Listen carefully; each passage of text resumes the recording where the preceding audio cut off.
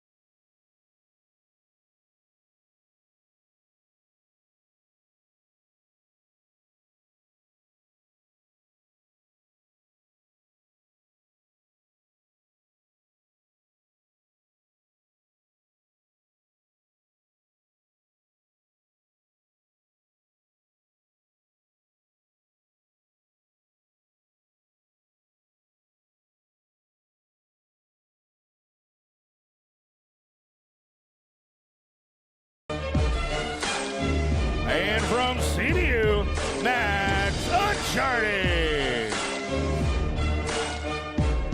Iowa is coached by Bob Telford, and CBU is coached by Derek Moore, assisted by Elroy Perkin and Eric Morrill. Your official for the evening is Titus Godbold.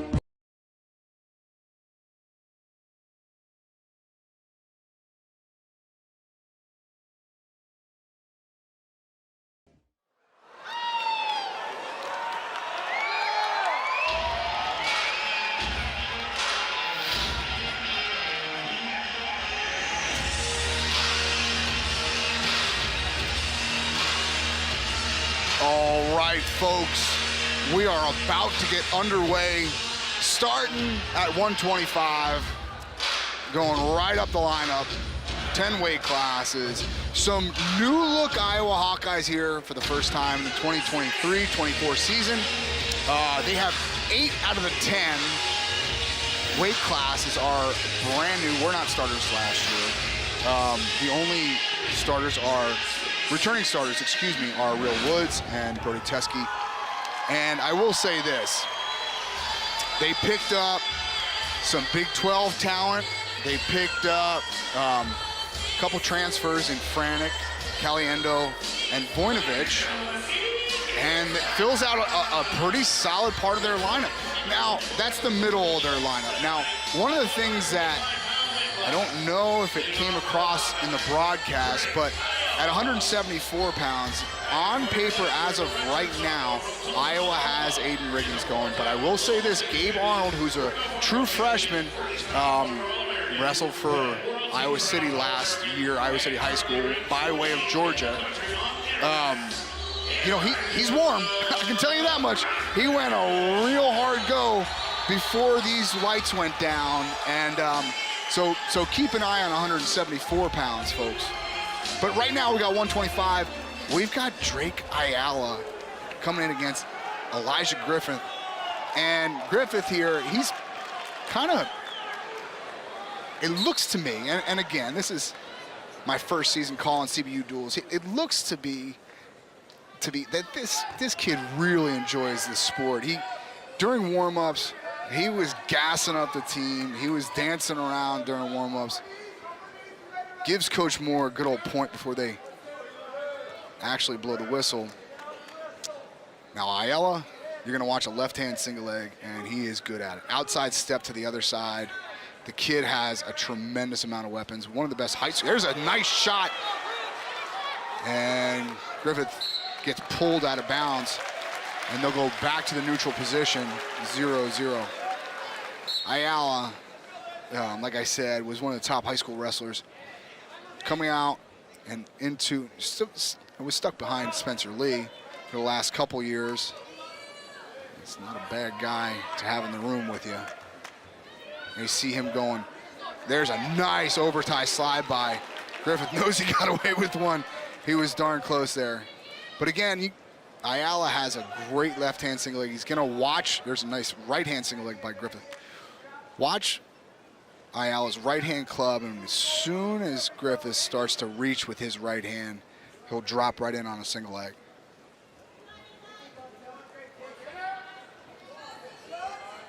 Good down block there by Ayala. He's measuring with that right hand. There's a right-hand single leg again by Elijah Griffith. Can't get a bite on it. There it is, that left-hand single leg coming at you. Let's see if he switches it up and goes to the other side. Underhook now for Griffith. There's that single leg. And shuffles it on the near hip. Griffith goes leg pass, and he's got a takedown on the leg pass. 3-point takedown. That feels weird saying, but I'll say it again. 3-point takedown to start the duel here for the Lancers. And that was I thought he was gonna get hit with a danger rule count there, but he's doing a great job of pinching the knees, taking any post away from Ayala. And Griffith, now you hear the CBU bench immediately getting on the official.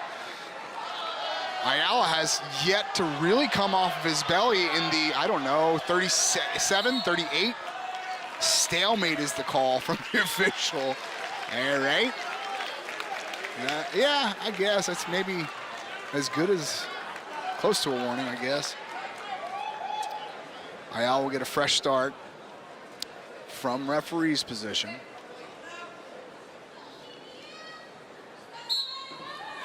And Griffith has to cut him. 44 seconds of riding time built up. Nice single leg, and let's see if he can keep this pace. You know, one of the things that you see with younger wrestlers, especially, look, nice slide by, is keeping pace. There's a nice job into a switch, so the score is 4-4, and there is about 3 seconds left. Okay. And time should be out. That'll do it. So, at the end of the first period, the score is 4-4. Griffith defers. Here comes the takedown by Griffith. Watch him go with his left hand underneath the leg, lifts through, and instead of trying to roll it through, he pushes back into him. That's awesome wrestling by Elijah Griffith. A lot of guys would stay on that leg pass. Instead, he does almost like a sit-up and just kind of wrestles back into him. Nice job by Griffith getting him off the ground, brings him down in a pretty darn serious manner. That was impressive. Everybody loves a good mat return. And Griffith doing a good job of pinching at the knees, and man, he is controlling the hips really, really well. You can tell Ayala is really frustrated by that. I don't know how else to explain it other than it's an extended chop. You know, most guys chop and keep their feet on the ground and keep driving. 107 of riding time, 108, 109, 110, and it'll stop at 113. So riding time at 1:13 for Elijah Griffith. Still 5-4 now. And as I was saying earlier, when they were in the neutral position towards the end of the first, I'm not sure what the official, they're gonna fix riding time. I would tend to agree with Coach Brands on that. They let that run for about 3-4 seconds longer than I would have. Now, remember the rule on as far as the top wrestler goes. Now, I was keeping my eye on the clock, so I didn't. So if we can watch that that escape call, that'd be awesome. But the rule is the hand has to go past the center of the back in order for it to be called an escape there. I'm sure they'll sort it out. That's there's about a minute left in the second period, just for an FYI. And as I was talking about earlier at the end of the first, you know, Elijah Griffith, redshirt sophomore, Drake Ayala, sophomore. One of the things that we see that younger wrestlers struggle with is not just pace, but pace for a full 7 minutes. Now, this is one of the places that the Big Ten specifically really excels at the end of the year. You see guys in the Big Ten are used to weathering a storm for an entire 7 minutes, whereas other conferences just don't get put under that type of pressure for a full 7. And man, they must have goofed the riding time a little bit more than I thought. They have it up at 1:25 right now in favor of Elijah Griffith. And nice go behind attempt. If he went to the hamstring, he might have got it, or at least got it to a leg. Over tie, slide by again. Again, this is the pressure we were talking about. You know, you can deal with it once, you can deal with it twice. 8-4 now the score. Boy, that sounds interesting. It's only been 2 takedowns to 1 with an escape involved. So 8-5 is the score. Nice little underhook throw by off of Ayala's shot by Elijah Griffith. And overhook. And you can see him biting down on that right hand overhook. Maybe he knows a little something we don't know in that position. But I'd be real cautious of going to the collar if I were Elijah Griffith. It's his choice. He'll take the bottom position. 1:07 on the riding time clock, built up for Ayala. So you're gonna see him wrestle hard on top for at least 8 seconds. See if he wants to get to work on top, or if he winds up kind of cutting him. Something tells me he'll get to work on top. Hard chop on the left-hand side, breaks him down to a hip now, does Ayala. And that will eliminate the riding time. Griffith breaks him, or excuse me, makes him his way back up to a base. And he's gonna cut him. Makes me look silly. There's a go behind attempt there off the initial 1-point escape, but nothing doing. Elijah Griffith has to move his feet a little bit more. There's a double leg from, yeah, there's the pressure we were talking about.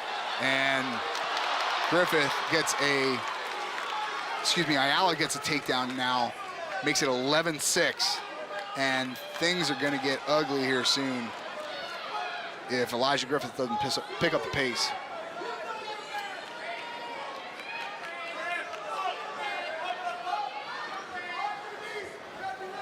Hard, there's a single leg. And pace is a killer. Ayala running up the score now. It is 14-7. Stall call on bottom. And there is about 35 seconds left to go here in the third period.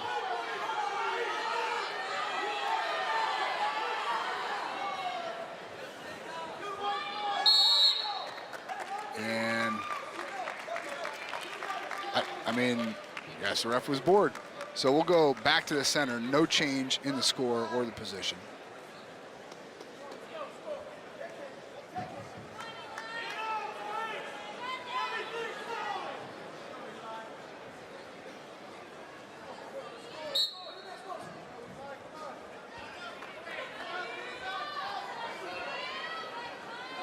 Another slide by Ayala, and no takedown. Now it's a takedown. So 17-8 will be the score with 10 seconds left. Something tells me Ayala might want one more, get a major. And that'll do it. Oh, he's got a major. Not bad. Because of math, mostly. So with riding time, it turns out to be 18-8. And that'll be a major decision for University of Iowa. Like I said earlier in the bout, sneaking out one in the beginning is, yeah, okay. You got to wrestle for 7 minutes, and that is not easy to do. These guys in the Big Ten, they have an advantage in that department. They are battle tested. Now, there are points in which it becomes a detriment. There's no doubt about that. They, you know, sometimes they're more prone to injury. You know, sometimes the wheels fall off a little bit earlier in the season for a kid that's just not built for a 6-month season. But for the most part, as the rule and not the exception, the Big Ten has a really, really devastating pace. All right, folks, Brody Teske up next. He'll be taking on Hunter Leak, hometown boy, Clovis, California, Buchanan High School. Brody Teske, a native of Iowa, went to Happy Valley for a hot minute, came back, finished out his scholastic career at Northern Iowa, and then goes to Iowa to finish up. Fun fact for you, there are more people here at the Fowler Event Center than live in Brody Teske's hometown of Duncombe, Iowa. 381 by the last census, just so you know. 381 people. Nice single leg attempt there. Teske chest to chest. And single leg. Leak bites into an underhook. He has a single leg, shelves it on the far hip. If he can limp arm, he's in good shape. Teske is dog on a bone on that whizzer. And if he lifts up a little bit more, he might have it. And Teske hanging on for dear life with that whizzer. Leak sits him down to his butt. No score yet. Full-on splits here for Brody Teske. Leak trying to pull him back into bounds, and now he's in bad position. Out the back now, Iranian finish for Leak. He's got 1 foot secured. Teske kicking away, trying to leg pass, switches to the crotch now. And he's got to look for a danger call here. The referee is in good position. There's a Turk leg in. Oh my goodness, Teske's got him in a danger position. They're too far off the mat. They go out of bounds, but a heck of a scramble here about halfway through the first period. Hunter Leak, hard righty stance. And in on a high crotch, Teske, short offense, underhook on the right, starting to chase tail on the left. Leak's got to keep a hand on that leg, or at least the elbow at the very least. Grabbing the toes a little bit. That happens. Rubbin's racing. And still no score. Still no score. And now it's 2. So Teske jumps out to a 3-0 lead. Has a Turk leg in. And he's threatening for more. Now remember, new rules this year. Don't just stay on the neutral position with a 3-point takedown. We also have 2 and 3-point near falls. So a 2 count will get you 2 points. 3 count will get you 3 points. 4 count, well, you get it.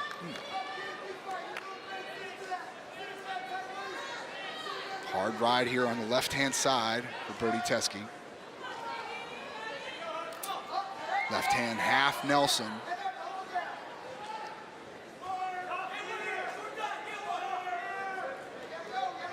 And clock winding down. That'll do it for the first. So 3-0 with a bit of defensive go behind. Here comes the takedown here, folks. And Oh no, this is a scramble to about halfway through the first. And again, it's a great job by Hunter Leak. There's a nice mat return by Brody Teske. And he's going right into a tilt. You're seeing a whole lot more of that. Guys that are really, really good on top are finding ways to tilt guys to their back without even having the arms secure. Why? Well, because there's more value in it now, right? There's a 2-point near fall. There's always a 2-point near fall, but I mean, there's a 3-point near fall. There's a 4-point near fall. So look.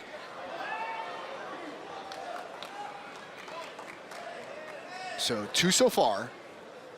Haven't broke 45 for more than 2.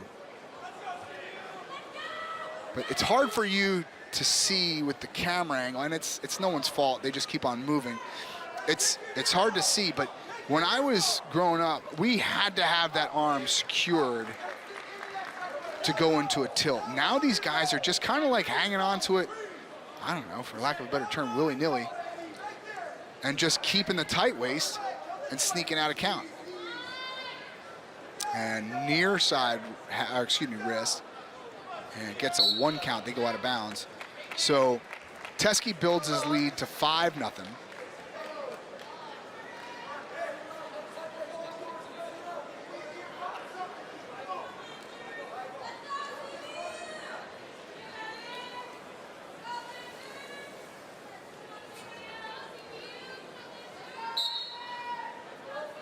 Whistle starts. Teske will get heavy right on the shoulders and neck, keeping himself anchored in the crotch.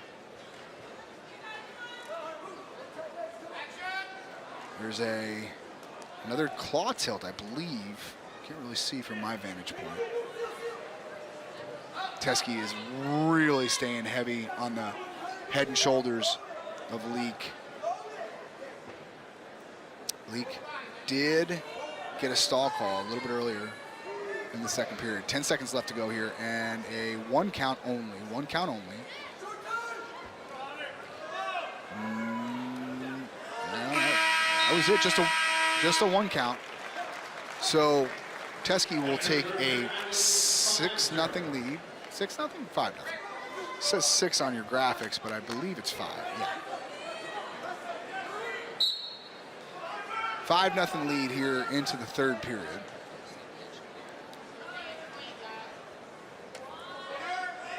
And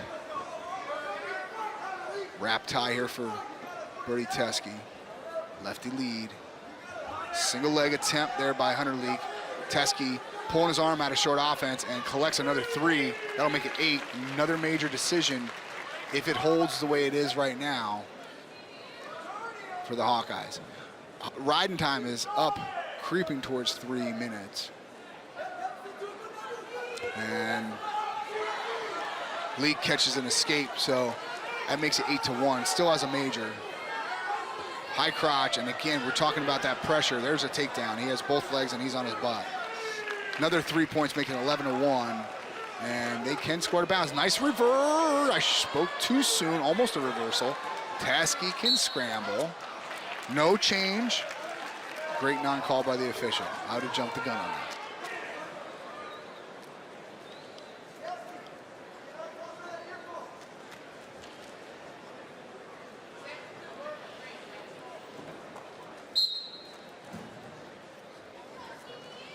God, look at how Brody Teske is using both of his legs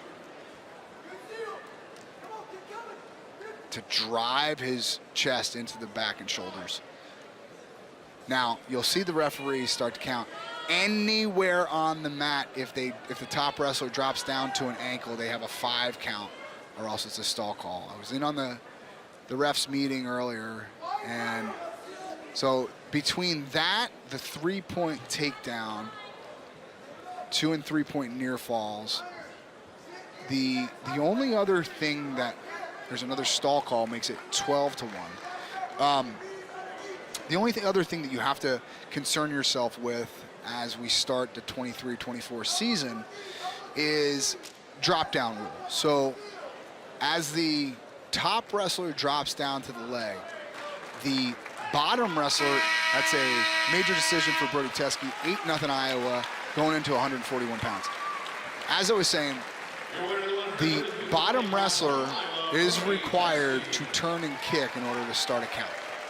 So we take that for what it's worth, and we will see national finalist Real Woods here in just a second. Now, he is one of the returning starters for the Hawkeyes this year, but he didn't start his college career Hawkeye. He started in this state, a little bit north of here, at Stanford University. Finished up his degree early and transferred to the Big Ten and Iowa City more specifically.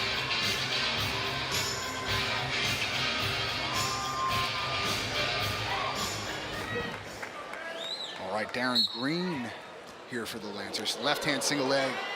Boy, oh boy.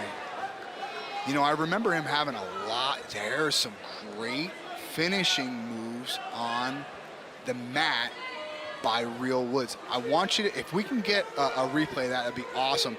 The way that he switched from wrapping around the leg to putting both hands on the feet, that is as high level as it comes. One of the things that plagues, here it comes right here. Watch both hands coming up to, or coming down to the ankle there, just as that replay started.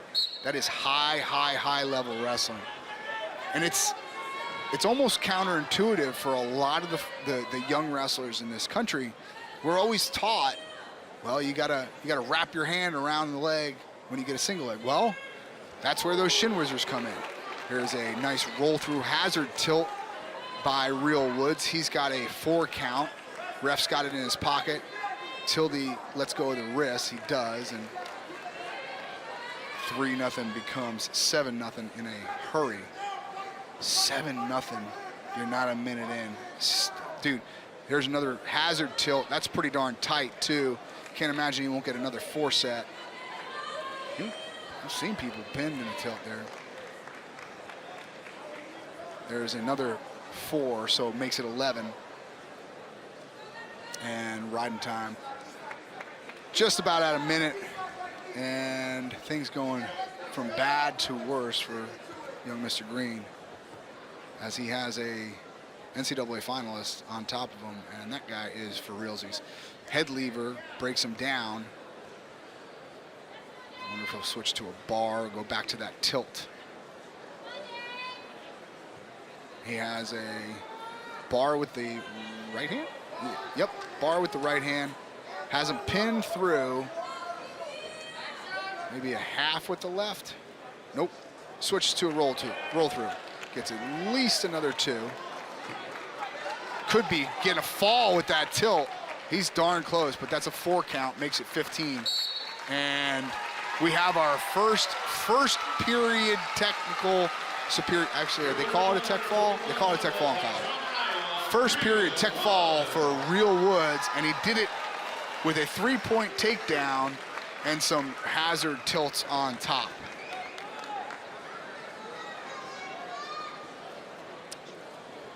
Now, we were talking about some of the transfers to Iowa City. Here is a young man that wore very opposite colors not too long ago.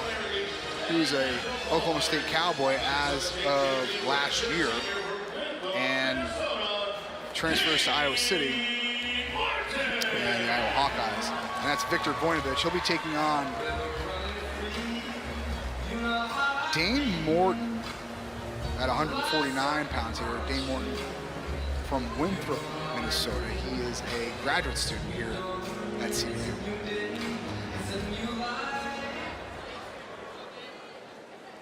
Dane Morton shakes hands, drops in on an underhook, so throw by, and digs in on 2 undies. Who doesn't love that to start a match? Threatening quick with some double underhooks.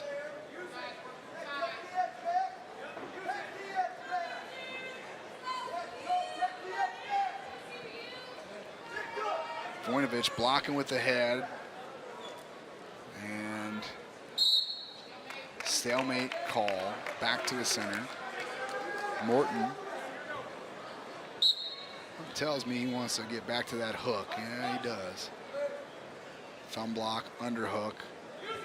Drops into a nice fireman's carry. Dane Morton tries to sit the corner, and Voinovich is good in this position. I've seen him here a ton.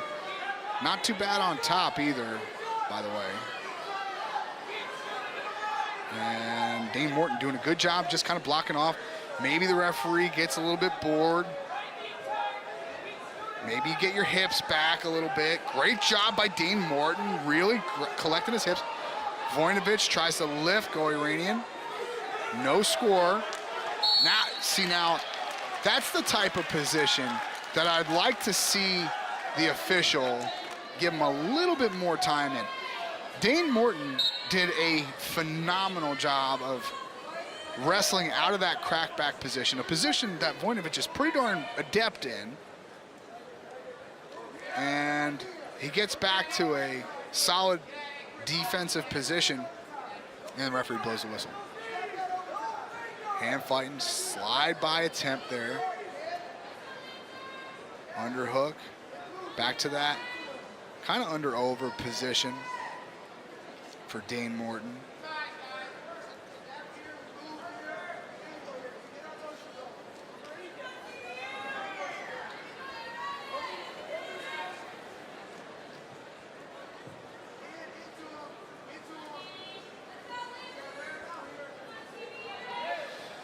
Now that Voinovich sees that underhook coming, nice single leg, re-attack, great job getting to the leg, or he can't get a bite on it though.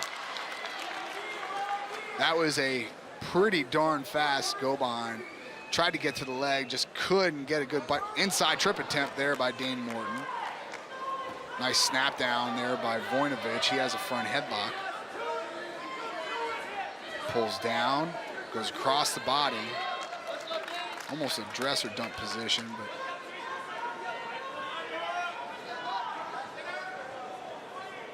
I don't know, you think, and I'm asking you as the folks at home, I think the longer this goes, the longer this goes scoreless, the more it favors Morton. I'd say yes. Short time on the clock.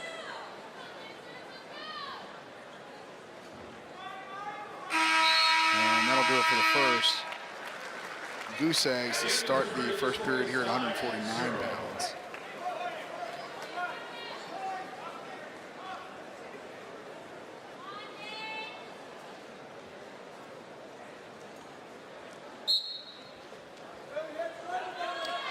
Morton throws a boot in, has one in. I don't know, he takes it out for some reason. And now Voinovich clears himself, catches an escape with about 12 seconds of riding time. 11 actually. There's a high crotch attempt by Voinovich. He can't quite get his hands locked. He's down on a hip. Morton trying to break the lock. And maybe a step over, I don't know. Maybe get two hands on that left leg of Voinovich, and the referee doesn't like wrestling. So we'll go back to the center, still in the neutral position.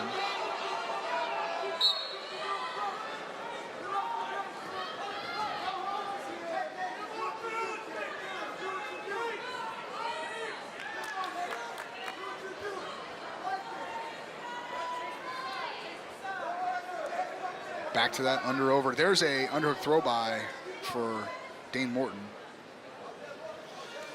Something tells me that this one's going to be decided on the mat. You're going to watch Voinovich really try and ride the heck out of him.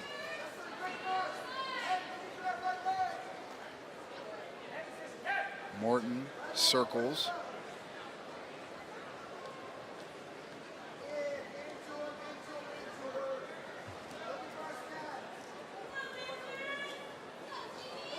And now it's Voinovich in on an underhook with the left-hand side. Double leg from space. Morton stuffs it. Now he changes it to a single leg. He's defending with a whizzer. Voinovich pops the head to the outside. Morton does a great job of keeping his hips heavy, sliding off the mat, living to fight another day 19 seconds left to go here in the second period.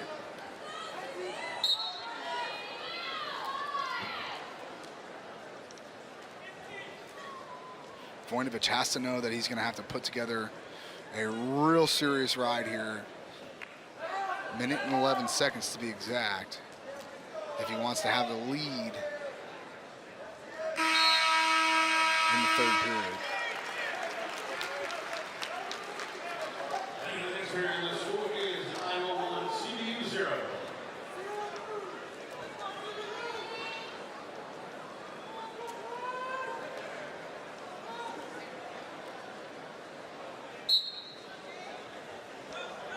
Boots in, and that is a great way to start the third if you are a Hawkeye fan, because Voinovich with 2 legs in is an absolute nightmare. And now, this is a position that I've seen referees call stale. Ooh, that was close to a full. And he gets a wrist, and you'll see him pull like the elbow up into his chest on that power half before he brings it across the head, which is wise to do. And again, stalemate. Oh boy, I don't know. I mean, he was working pretty hard on top as far as I was concerned. But again, they don't give me a whistle, they give me a microphone, so what do I know? Nice power position here for Morton. 37 seconds of riding time, 38, 39. Okay, so you're looking at 20 seconds that he's got to return them and ride them. Boot almost came in. Oh, looking at the coaches, and Retro. If he can shake him off here, he's in good shape, but he's got both legs in. I seriously doubt that's going to happen. CBU coaches are calling for him to shake. That actually sometimes becomes detrimental in that position. Both legs in. Now, riding time up over 115 with about 30 seconds left. And it looks like Voinovich is going to eke this one out on riding time. And again, you see him kind of, now I don't know if I would even bother with the inside wrist on the right-hand side. Yeah, I'd push the elbow in, right? So you see how he's reaching with his right hand for that inside wrist? Don't even bother. Just push on the elbow. Bring it close to the body so he can't post it. And the official calls it dead again. Terry Brands is less than thrilled. Less than thrilled.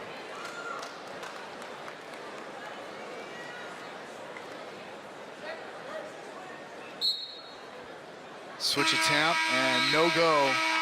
So the first minor decision for the Hawkeyes.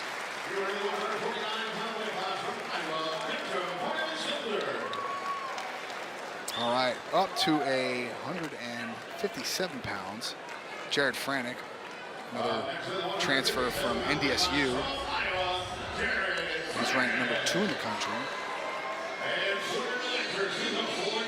Jared Franick is a nightmare to hand fight with. You know, not the flashiest wrestler. There's no question about that. But he gets the job done. He is as solid positionally as you can be. And now you're watching Drayton Morton come out. He too, from Winthrop, Minnesota.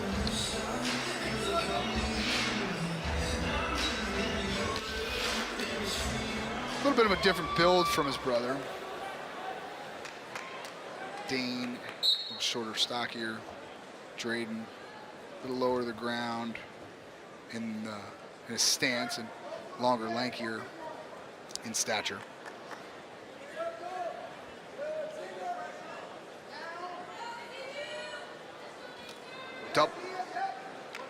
Double leg from space as he clears the tie.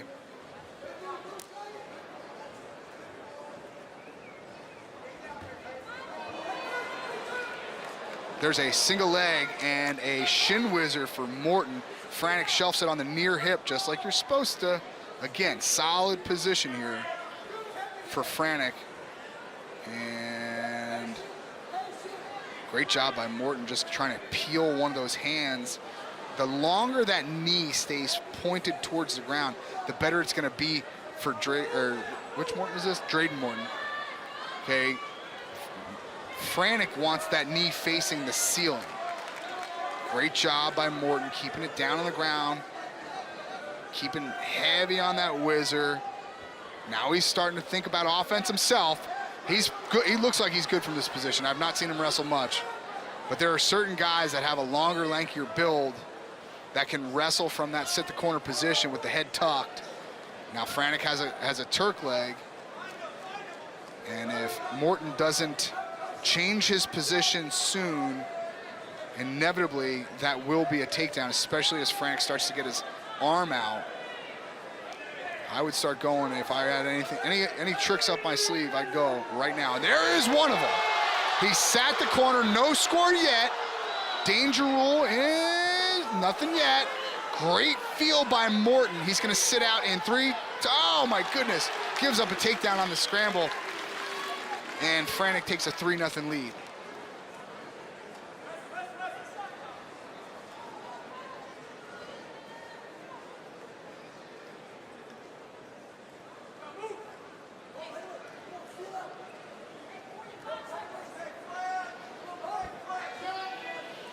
Left hand inside wrist for Jared Franek.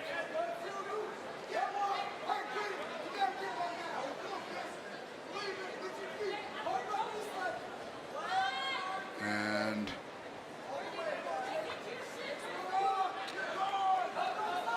nice turn there by Morton. And again, you know, it's hard to explain. It's really hard to explain to people. Stall cons. Yeah, right. Yeah, that's what we're calling today. All right, that's fine. So 3-0 here in terms of the scoreboard. Franek, I thought he was doing a good job on top. Maybe now look, you know, I giggle a little bit at the call, but the truth of the matter is, he was riding fairly parallel. You just don't see that called all that much at a college level. You know, there is a reward system in place in riding time for you to ride. And that's what Jared Franek was doing. And before we break here for, I don't know what it was, injury or whatever, but, blood? Yeah, it was blood. Before we were breaking for that, now look at, this is a very intelligent, seasoned wrestler. He's talking to the official, not barking at him, just trying to ask him what he's looking for in terms of a ride. Now he's off to the side a little bit. Now the official might give him a little bit more leeway, right? Very intelligent, seasoned wrestling by Jared Franek. First period ends 3-0 with about a month and a half, no, only a minute 5 of riding time. Now, as I was saying before we broke, it's hard to explain to freshmen the type, and by the way, Morton is a freshman. It's hard to explain to freshmen the type of pressure they're going to be under when it comes to fifth-year seniors. It's like Jared Franek is. Jared Franek has been there, done that, has given up a ton of takedowns, has been in a ton of scrambles. 7 minutes is a long time to be out on the mat with a guy that stays in such great position, hand fights so well as Jared Franek does.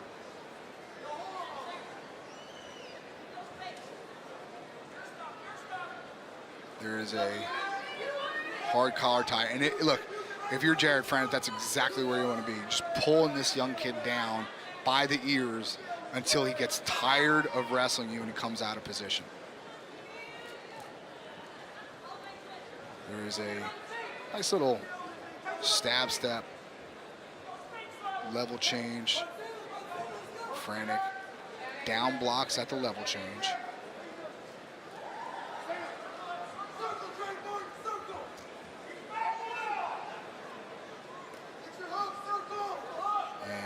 underhook now for Morton. Snap down Frantic. That looked like it hurt a little bit.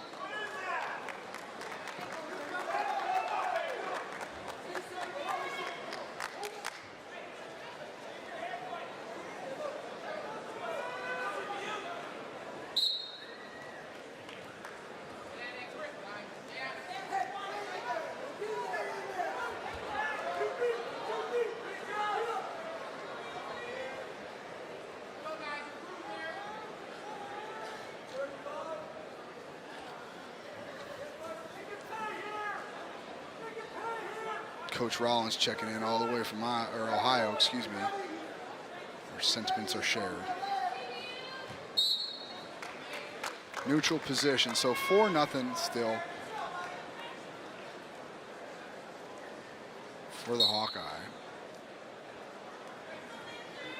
Level change by Morton. Snap down with the left hand for Frantic. Nice snap down again. And again, you're going to see him start to utilize that snap down as the match wears on. The third period is not a freshman's friend. And they'll go to the neutral position. So 56 minutes, 56, that's not nice of me. 56 seconds of riding time for Frantic.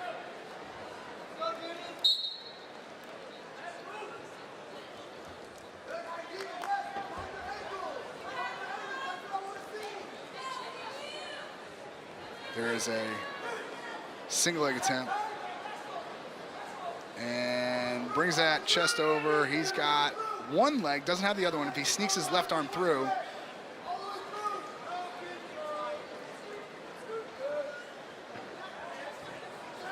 Drayden trying to step over.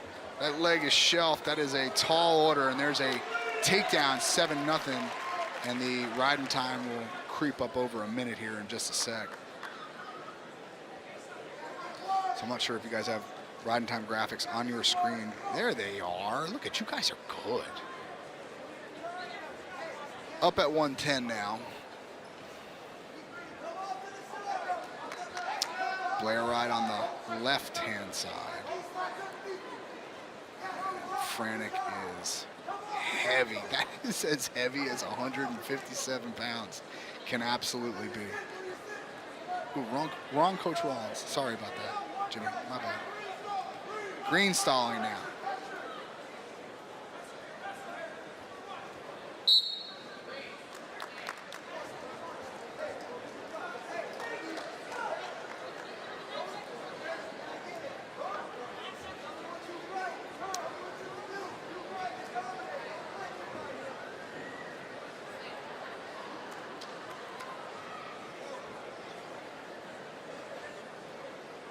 Frantic gets set on the conventional side.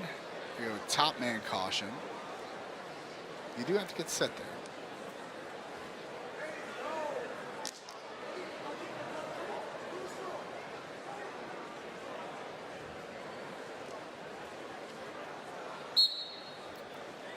Whistle start. Morton goes to a sit, comes out to a quad pod, and back to a switch. And he gets himself free. 7-0 turns into 7-1. 8-1 with the riding time. There's about 22 seconds left. Dre Morton's going to have to get after him pretty good. There's a single leg, and Frantic can just hang on a leg here and kill the last 12 seconds of this match. But if he gets a takedown, it will be a major decision.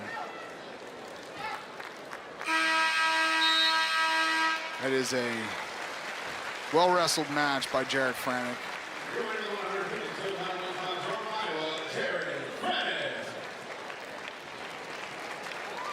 All right, folks.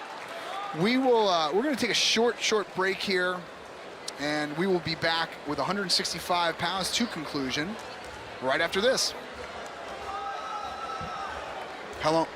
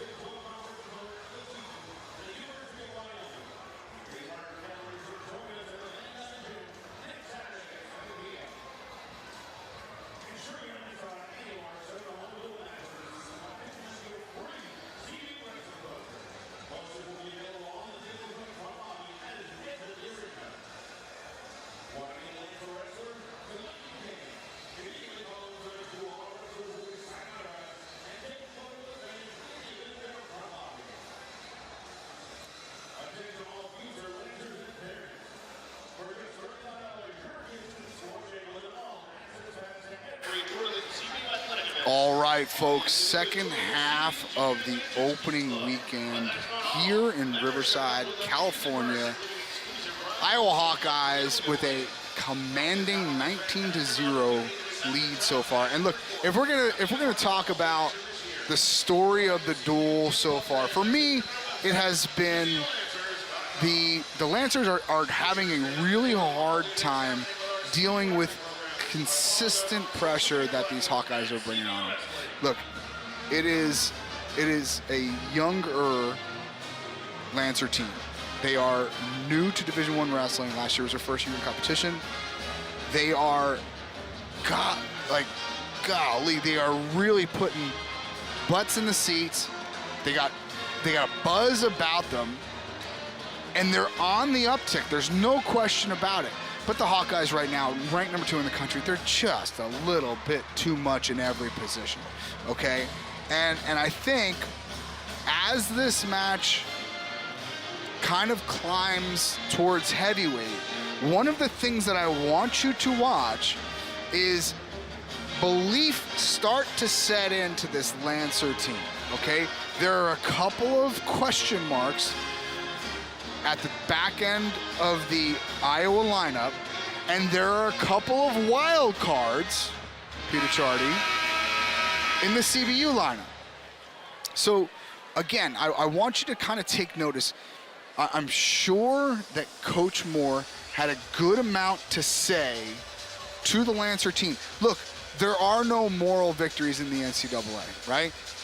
There's no one that's going to pat you on the butt and say, great job, only losing by 1 or 2. But there is something to be said with, like, hey, you can compete with these guys.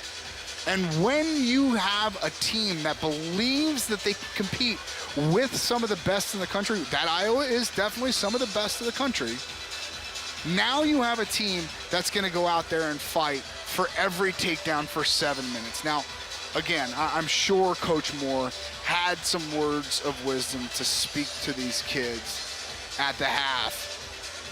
Let's see if they take it to heart, because they are in some of these matches, right? Look, with the exception of Real Woods and Darren Green, there haven't been any absolute positive blowouts, right? There were some major decisions, but those got away from them later. I think if I'm Coach Moore, I tell these athletes, look, you are in there. Go punch them in the face in the third the way that you're punching them in the face in the first period. But then again, they give me a microphone, right? What do I know? 165 pounds coming up here in just a little bit. Mateo De La Pena, he's a redshirt freshman from Washington. He'll get the go for the Lancers. Michael Caliendo, another All-American transfer for the Hawkeyes. Caliendo ranked number 5 in the country right now. He's a sophomore from Illinois, Geneva, Illinois.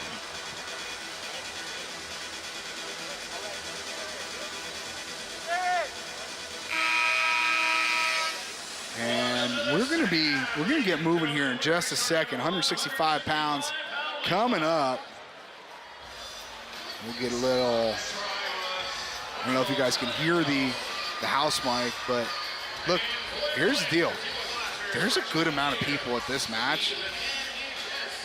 Wrestling has landed in Southern California. I'm fired up to be a part of it. Thank y'all for listening. Second half of this Iowa CBU duel coming at you right now.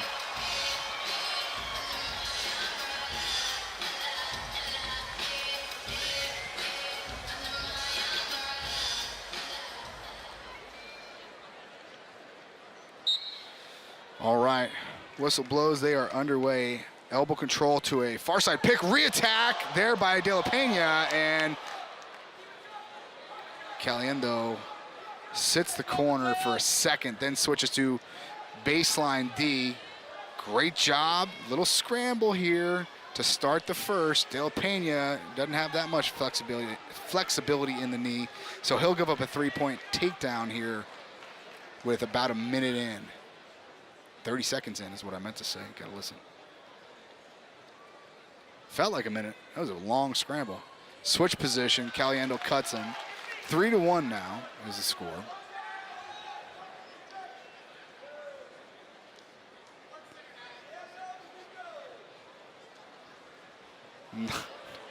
Elbow off there was, he went from the penthouse to the basement on that level change there. That was pretty good. I bet you he gets that sooner rather than later if De La Pena stays on the collar.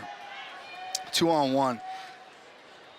These guys that wrestled for NDSU, they are really adept at controlling ties. Now, something tells me that being in this Iowa room, he's learned. There's a nice shot and re-attack for Caliendo. Man, a locking hands call?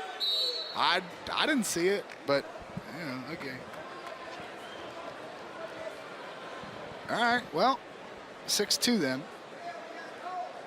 So,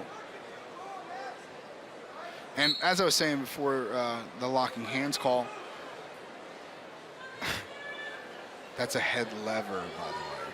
I was gently reminded. That's not lever. I apologize. Thanks, Jalkover.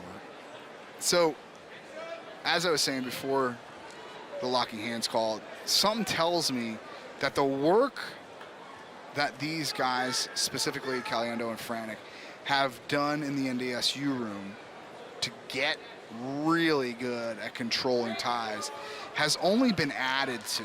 Escape for De La Pena makes it 6-3.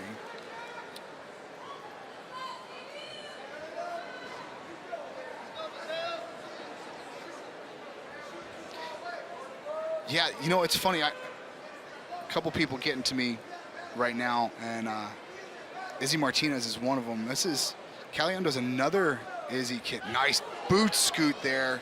And again, the way that this kid can change levels is outstanding. And that's the type of stuff that really works well towards the later half of the match when guys are slippery and they're bent over, they're a little out of position. Nice shot and re-attack.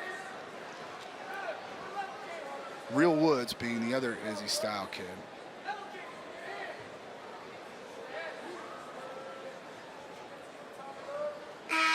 And that'll do it for the first. 6-3, 2 takedowns, 2 escapes, and a lock and hands call. And let's take a look at that first takedown here. There's a nice little re-attack, and he sits the corner, and this is where the position becomes unmanageable for De La Pena. As soon as he collected those hips back underneath him. Nice little single leg, inside reach, too much. Caliendo's too much. And even if he got a bite on the leg, it wouldn't have mattered too much. He was already at an angle.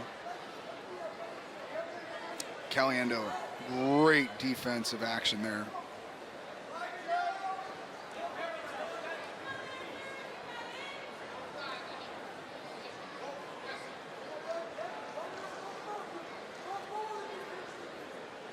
Inside reach. Now this is where he got called for stalling, did Franek, riding parallel. Now look, you can call it whatever you want. If you don't agree with that call, that's fine, but at least he's being consistent.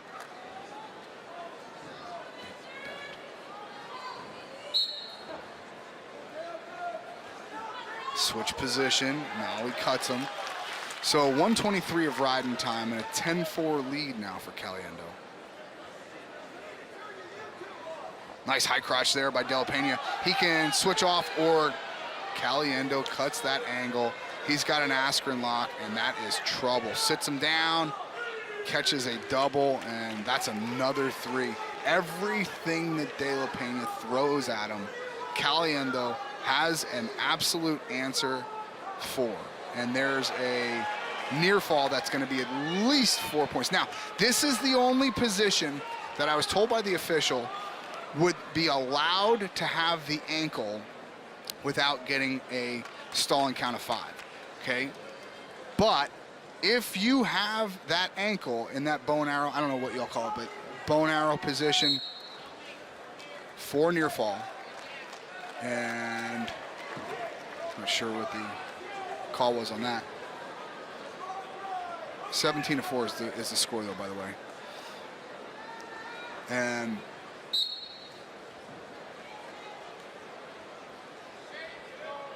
another cut makes it 17-5 going into the third. As I was saying before, the official let the guy off his back. The only thing that they're going to do with that ankle ride, that they're going to allow you to do with that ankle ride, is go to that bow and arrow, but you've got to start moving on it quick, otherwise they're going to start to count. And again, these are new rules that we're seeing in the 23-24 season. Caliendo, spiral ride to the right.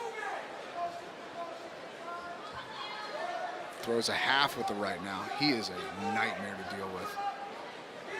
Nice inside wrist to a Blair ride. Pinches that wrist and shoulder just like you're supposed to. Comes towards the outside and pulls a butt drag, and he's got to watch him lose a ring like that. Jeez Louise. Blair ride on the right-hand side now.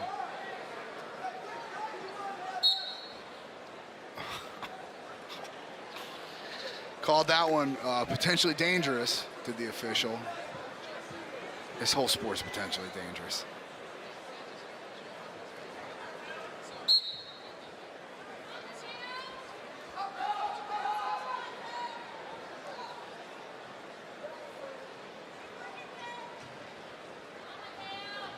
And now another escape here for De La Pena makes it 17-6, and a high crotch double, sit him down, will make it 20-6 with the riding time is 21. See if they want to keep him down or cut him. It looks like Caliendo's going to cut him, goes to an outside step. De La Pena is going crotch lock. He might have just given up a take, or excuse me, there it is. There's a takedown to ice it with another 3 points, makes it 23-7. And that'll do it for 165 and Michael Caliendo. Great job by De La Pena. He was in dire straits there, a couple positions. All right, 174 coming at you. Aiden Riggins here for the Hawkeyes, taking on Peter Chardy for the Lancers.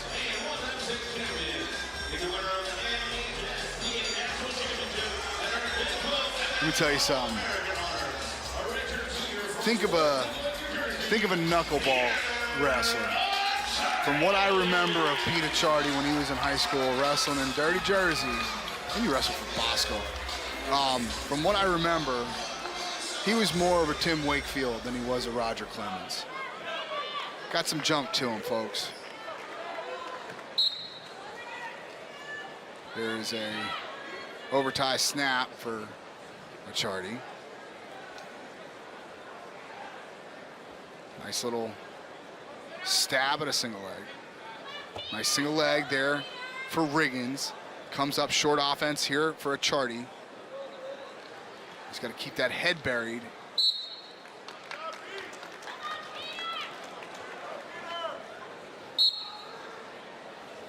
Over tie into that short offense position for Riggins. Thumb block, trying to escape that tie, is a Chardy. Underhook with the left-hand side now for Riggins. Switches to a left-hand collar tie. Snaps down. Does Riggins. Kind of in that M position there. I don't know how else to explain that. Both guys kind of straight-legged. Head goes down below the knees right there. Looks like the letter M. There's a single leg out the back door. Chardy trying to catch a crotch lock. Can't quite get it. Aiden Riggins almost pops his head out. A Chardy, if he can get that foot back, might be in some... There's a nice little leg pass attempt. A Chardy's got to extend the leg away from the body. Push. Nope, not going to be able to do it there. Riggins gets heavy on the leg that's being attacked. A Chardy rolls through, and no danger rule yet.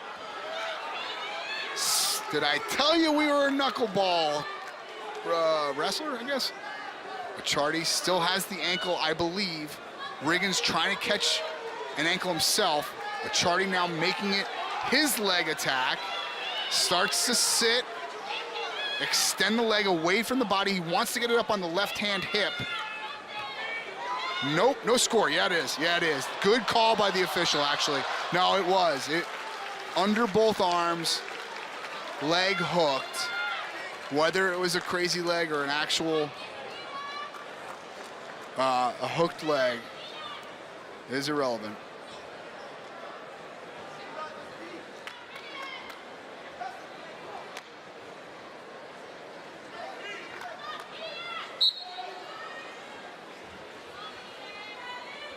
Heavy on the left-hand side is Riggins. And he cuts him. Look, you know, it's one of the things about a kid like Achardi is I think that these three-point takedowns, four-point near falls really help a kid like that. He can go feet to back. I've seen him go feet to back. Nice single leg there. Hips go down, and Achardi's wrestling from that wizard position. One knee on the ground, Riggins proceeding with caution, as you should. You know, again, these are the positions that, like, if I'm Riggins, I don't want anything to do with. Single leg, ankle pick, drops to a double, and that should be another, no, not a three-point takedown. No score yet. Great scramble here from Achardi, and that'll do it. Hands are on the mat. Well, okay, maybe not. And he does get a great job by Pete Achardi, not giving up that takedown there at the edge. I'd say it was probably a little bit more than required reaction time, but I would be wrong.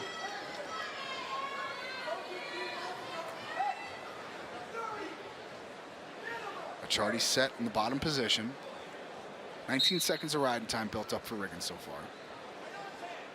Achardi, quad pod stand, has the hand under the near arm. That one's important. He has the ankle. I mean, he's got to turn and kick now. So remember what we said earlier. If the drop down rule is now only going to get counted if the bottom wrestler turns out of the position and kicks away. Ankle pick attempt by Achardi. Double leg from the clearing of the tie, and Achardi stuffs the head underneath. Riggins trying to bring it down to the mat, go Turk leg again. Achardi trying to build his base. He is going back to that leg pass. He's got to get it away from three-point takedown already. Okay. Yeah, I guess so. I guess so. He did have a leg hooked. He was in a dominant position. I agree with that.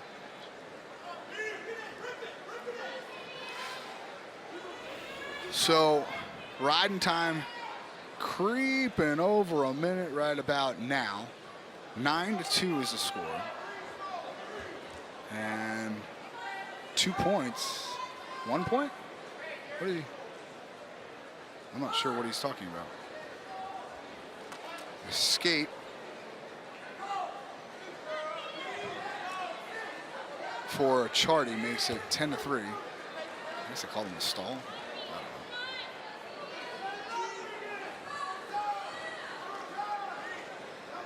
Short offense now for Achardi. Riggins builds his way out of there. Achardi takes a gander over at the clock. There's 4 seconds left.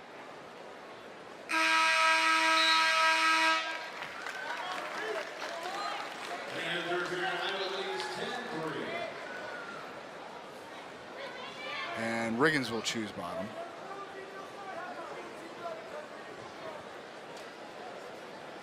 (10-3), 114 riding time built up. So you're going to see Achardi at least give him a look on top. Side headlock. Oh boy.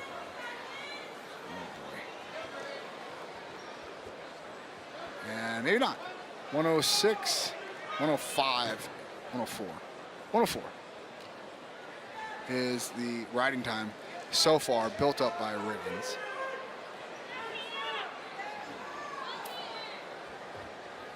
Single leg attempt.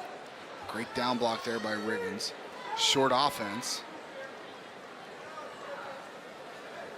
Ankle pick to his behind, and that'll be another 3 points for Aiden Riggins, bringing it up to 14-3. So 14-4 now with 1:12 of riding time.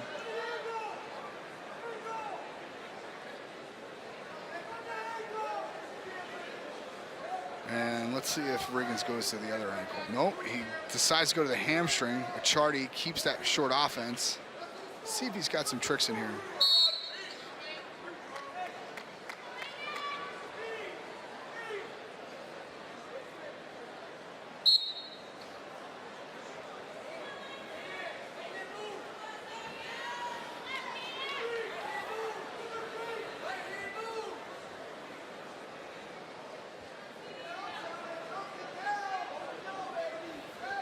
Dresser dump attempt, kept the short offense.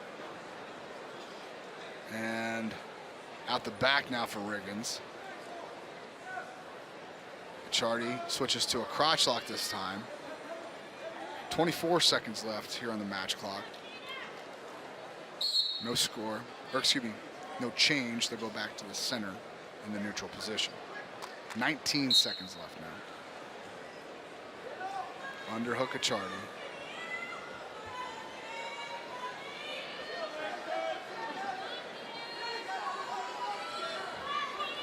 Single leg into a cradle, and Riggins has him in trouble. That should do it.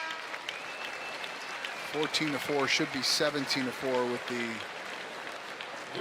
last takedown there. 18-4 with riding time, so a 14-point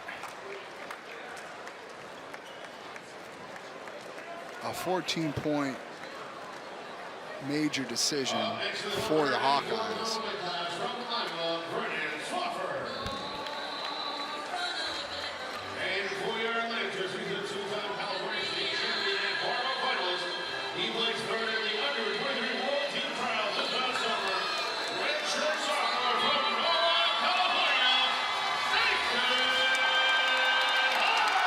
All right, folks, here we go, 184 pounds. Nathan Haas, redshirt sophomore. No, excuse me, just a true sophomore. Brennan Swafford for the Hawkeyes.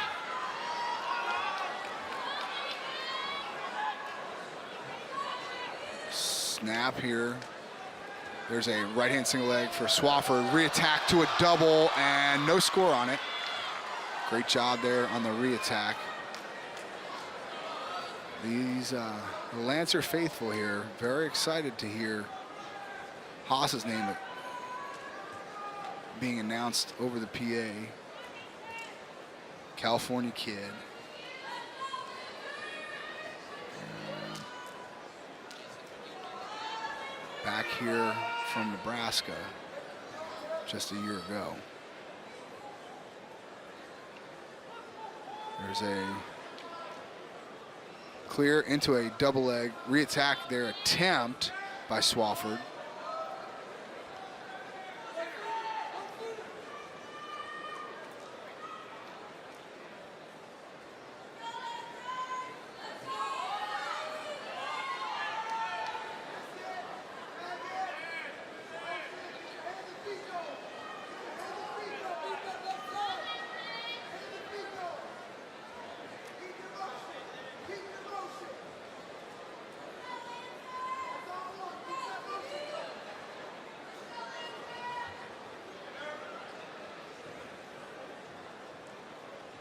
There's a little bit of a reach with the inside hand towards the leg.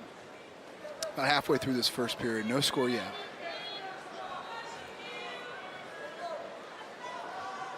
Swafford. There's a right-hand single leg. He's got a good lock on it. Great job by Swafford switching over to that kind of halfway crotch lock, bringing him over his hip.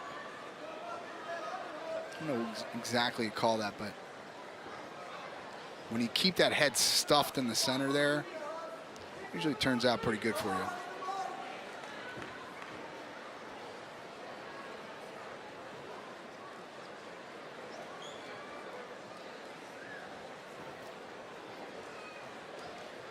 There's another single leg re-attack now by Swafford. And pulls him into short offense. Let's see if he can score with 30 seconds left. Chest-to-chest position, switches to a collar tie, does Haas. There is a bit of a tug on that arm. Just kind of let him get free.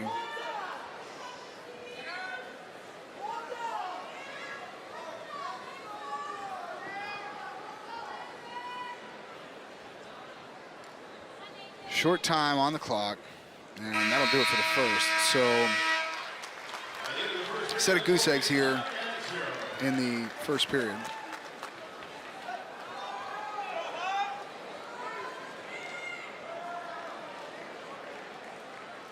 Swafford has choice, he'll go down.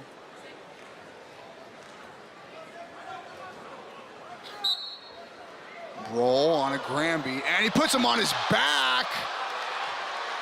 Reversal, and at least a couple near fall. They got 4 near fall and 1 escape. So 6-1 is the score.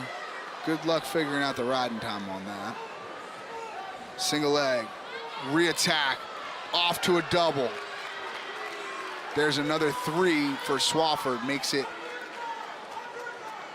9, pardon me, 9-1, as Haas gets broken down to his hip as they go towards the out of bounds. Head lever.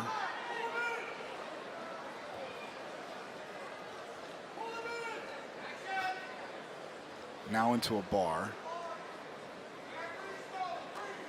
Green is called for stalling.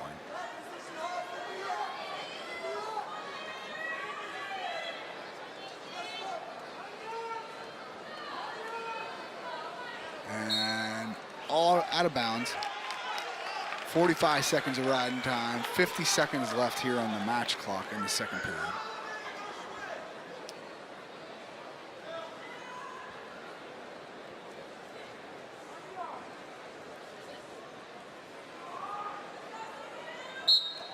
Stand up for Haas. Peels towards his left hip. Gets to a switch position. Constant motion helps. And he's going to have to climb back into this thing, but it's not crazy to think, being down 7, that you can come away with a W.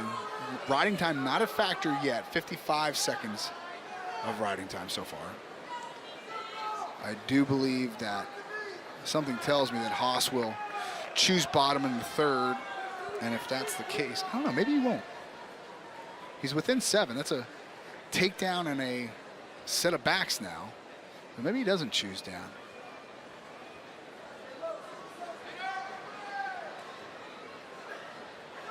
And that's the end of the second. They're going to go.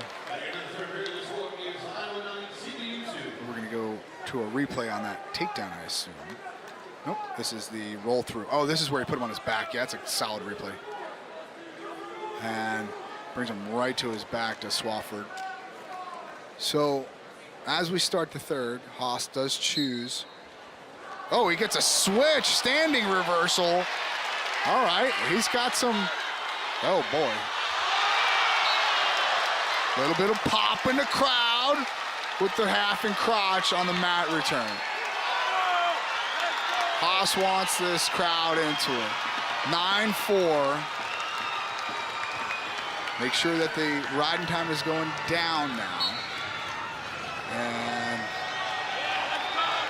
single leg. Haas wants to bring this thing into a street fight, and I like it. This official is he's got his hands full. Double leg, single leg, has his hands locked, can't score it. Oh, takedown for Swafford. No, just had nothing on that single leg coming up to his feet.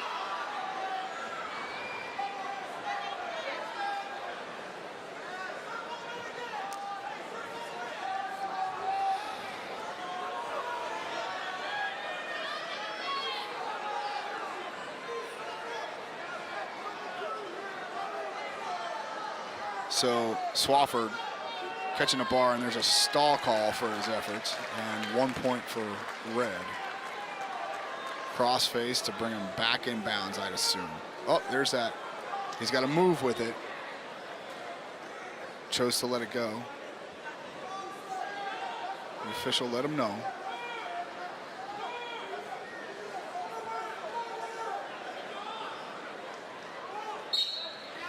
And they'll go back to the center. No change, 31 seconds left. 1:49 of riding time built up for Swafford. 10-0 lead is iced now. Or excuse me, riding time is iced now. So 10-0 turns into 11 here pretty quickly with 30 seconds left. Mat return, and Swafford just being a wet blanket on top. Driving with his legs.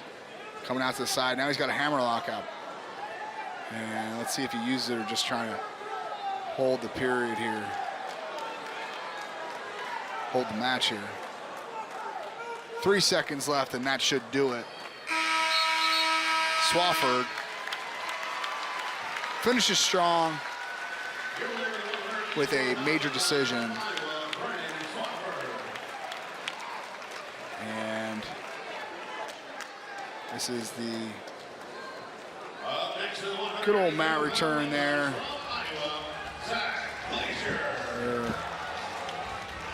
Plastic people in Wisconsin that are fired up. Not bad.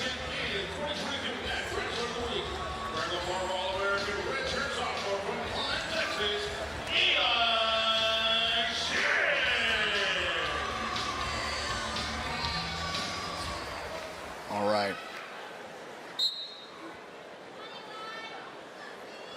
Here we go. 197 pounds on the mat, Eli Sheeran. And he'll be taking on Zach Glazer. Glazer, a senior from Minnesota. Sheeran from Klein, Texas, East Texas. And by way of Buffalo. So this was the portion of the Iowa lineup that I think everyone was kind of curious to see. Look, as far as I'm concerned, Swafford passed the test. I mean, great pressure, great re-attacks, you know, scored from every position.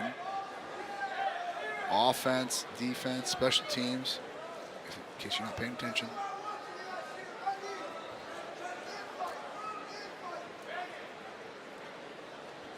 There's a nice stab at a leg there for Glazer. Good hard club with the left hand for Sheeran. Stab, step, snap.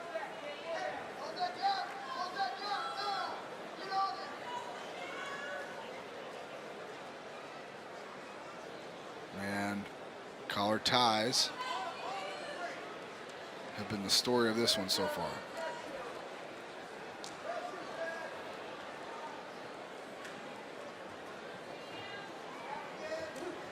There's a single leg, and he gets a takedown there, does Glazer. So it's 3-0 now. And nice little knee slide by Sheeran. Tries to stay in bounds. He's in pretty solid position. And they go out of bounds, so Glazer will take a 3-0 lead back to the center. 17 seconds of riding time so far.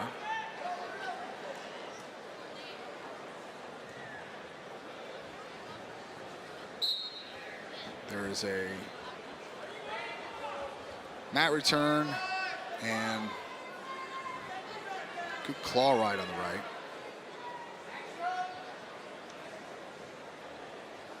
Ankle pick, and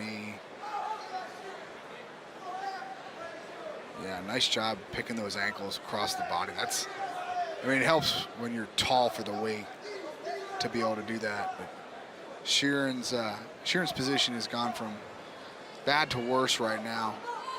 And I say that because, you know, not only is he on his belly, but if you watch Glazer's left elbow as he tries to build his base, you'll see Glazer really stuffing that knee closer,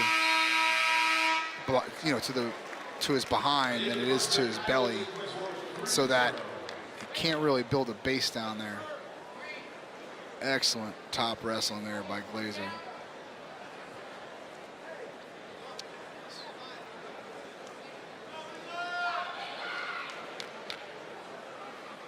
Glazer gets set on the goofy-footed side.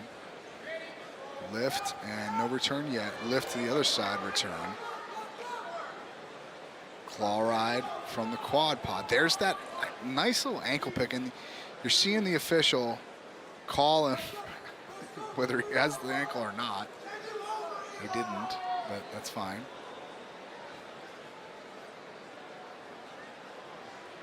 Quad pod. And now he's got to call that. Nope. As they go to bounce, referee was correct on that. He's got to turn the kick now.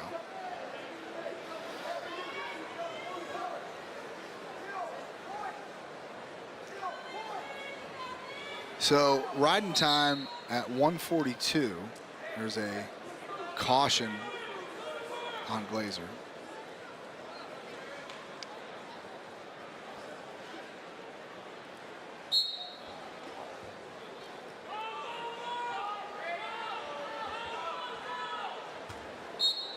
Another out of bounds call from that trip.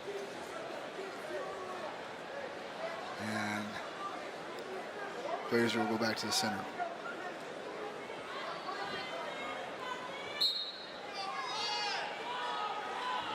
Now he cuts him with 1:14 left in the first. 3-1 the score with 1:54 of riding time built up.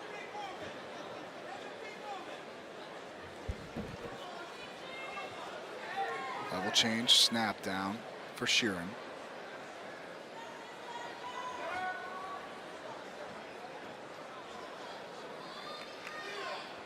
Snap down again for Sheeran.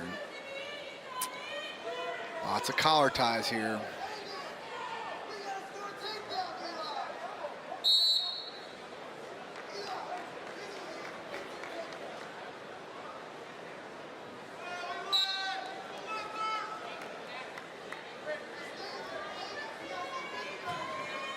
Snap down into a single leg for Sheeran. Nice little ankle pick there, and kicks away does Sheeran.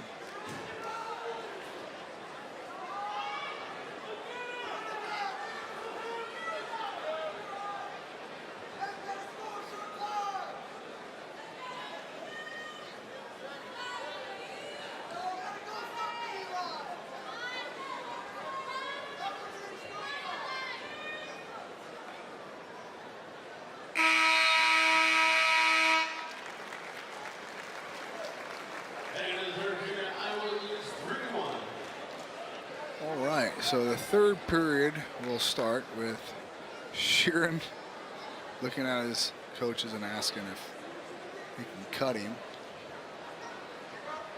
Coach was like, get your butt on top, learn how to wrestle. Pulls the old switcheroo. Starts on the left, goes to the right. Sheeran does eventually cut him. Scores 4-1 now.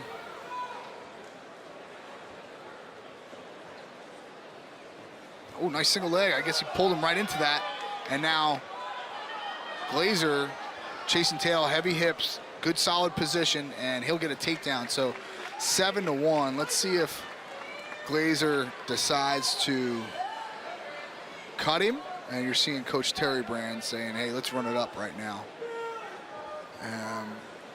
7-2 now is the score. Snap down for Sheeran. Glazer pulls at the wrist. Let's see if he can turn that into a shot. He does. Can't quite get a hold of it, though.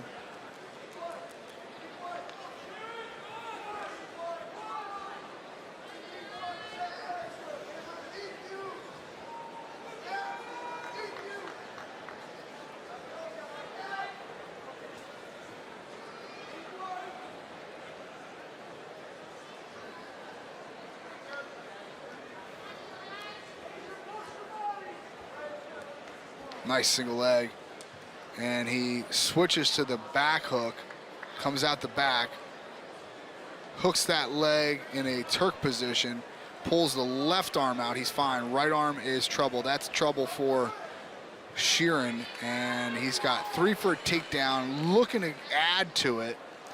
10-2 now the score with a bunch of riding time.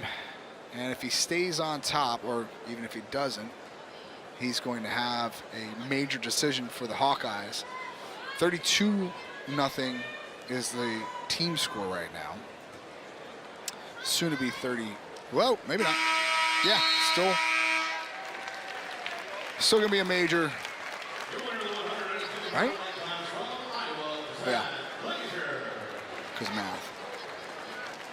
And that turns it into 36. Nothing in favor of the Iowa Hawkeyes. All right, here we go. Max Achardi, Bradley Hill, redshirt freshman from Bettendorf, Iowa. Max Achardi from the great Garden State of New Jersey.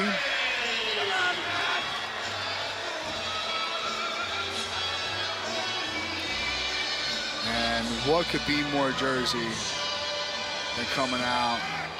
It's all blue eyes.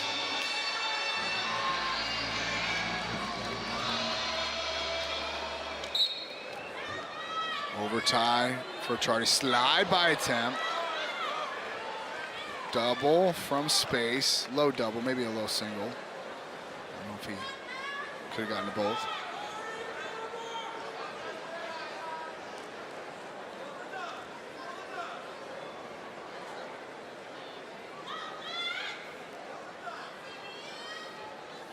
Single leg attempt there for Bradley Hill.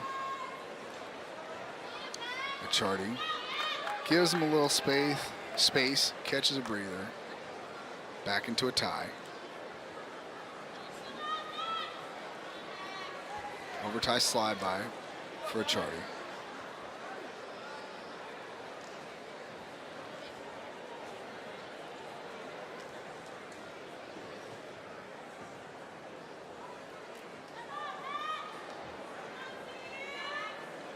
Single leg, nice single leg there by Hill. Achardi kicks away and does full splits as most heavyweights cannot. And I don't know that it's gonna be, might be elementary at this point. Yeah, it is. So Hill picks up a takedown on a well-timed right-hand single leg. Low on the leg, shelves it just like you're supposed to.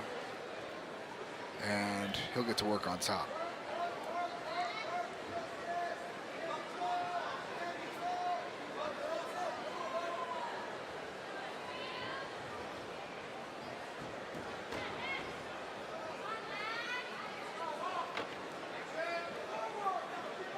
Inside wrist on the left-hand side.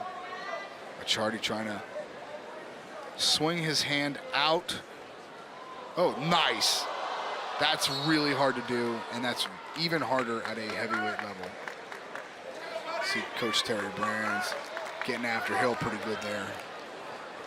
I'm sure it was all positive stuff that he was saying. Lots of rainbows, lots of unicorns.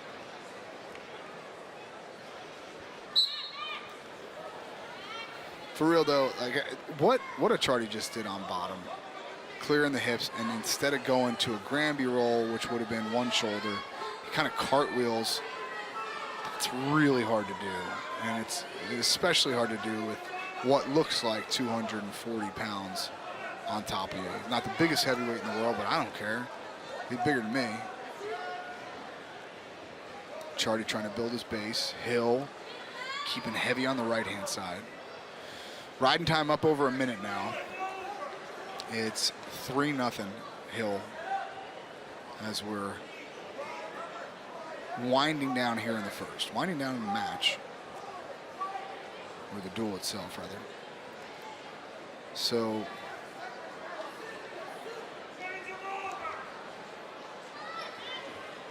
sit out for Achardi.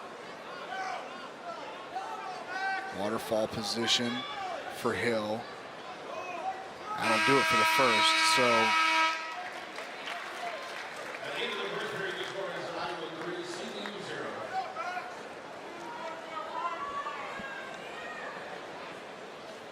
here we go. Second period coming at you.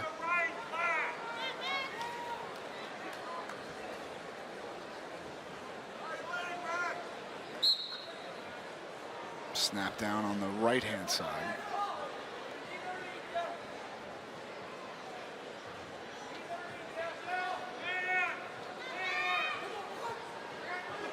And stall call on Achardi. All right, isolates the hand, cuts himself, makes it a 3-1 match. 2:05 of riding time built up for Hill. See if he starts single leg, nice down block, re-attack, and Achardi can't get his hands. Now he's got his hands locked. I don't know if he can do anything with it though. Yeah, that's a big old boy on top of you. You can get your hands locked all you want if you're up that high.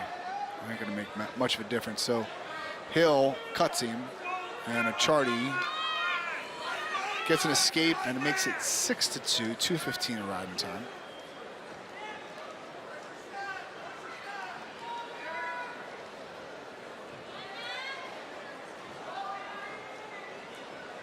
Underhook throw by for Hill.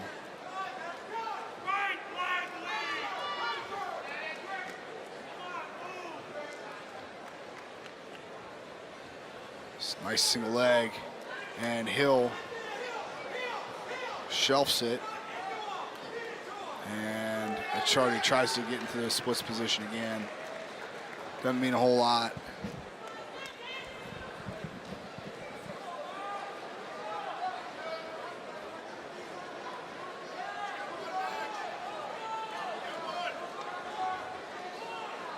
Nice job by Achardi cutting himself on that last one. 10 seconds left here in the duel. 9-3 is the score in the match. And that should do it.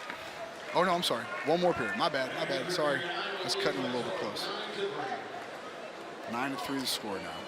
Hill goes down.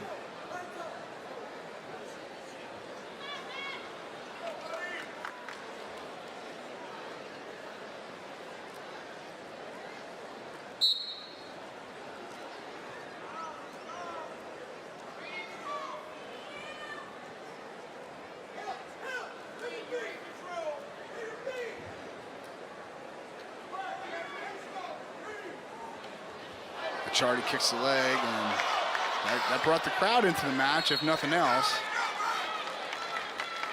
Achardi puts him back down. And Achardi trying to chip away a little bit at that riding time, looks at the official, or excuse me, looks at the bench and tells them, hey, I'm gonna cut him.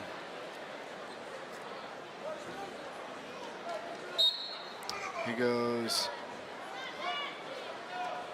optional start, brings him to his feet, and we'll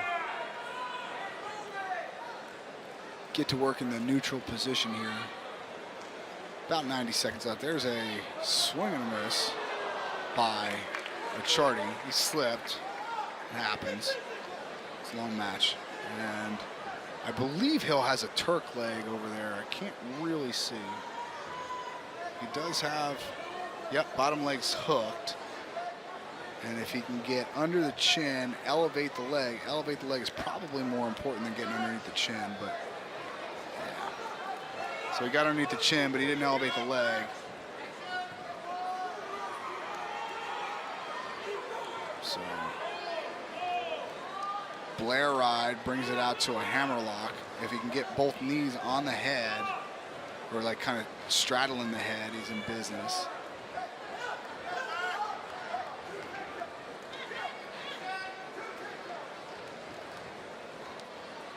And another escape for Achardi makes it 14-4.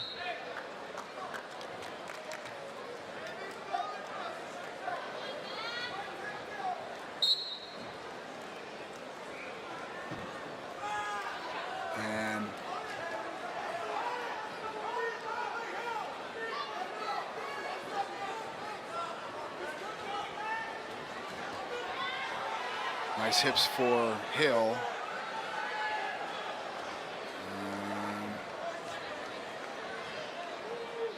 Darn close to another takedown, but that should do it, folks. So from the Fowler Event Center, thank you so much for tuning in.